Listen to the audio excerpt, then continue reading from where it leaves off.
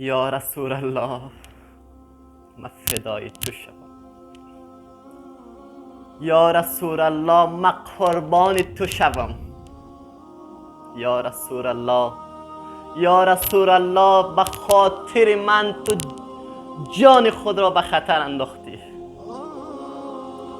یا رسول الله، به خاطر من حمزه تو را پاره پاره کردن.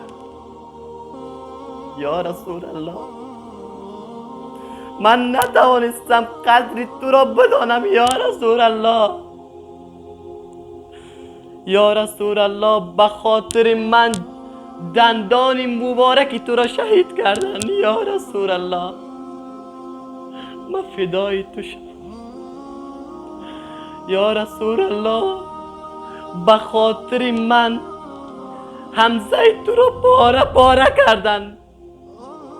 به خاطر من عمر تو را شهید کردن.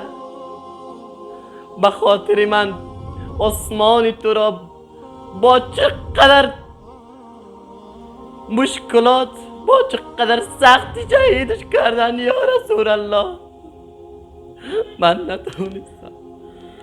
من نتوانستم قدر تو را به جا بیاورم. یا رسول الله، حتی نتوانستم در روزی 1000 بار، حتی 100 بار به تو درود بفرستم. یا رسول الله،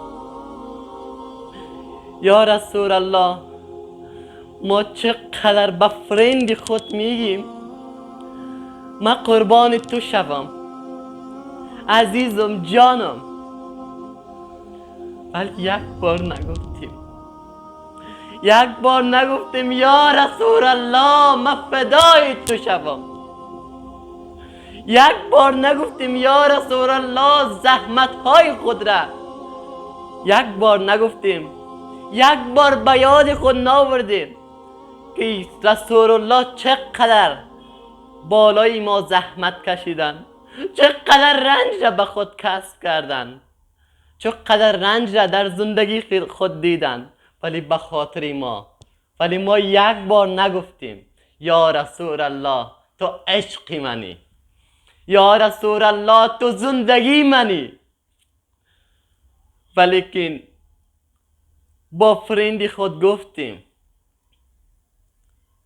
عزیزم، زندگیم، نفسم، ولی این کلمات را بر مبارک، بر پیامبر خدا نگفتیم.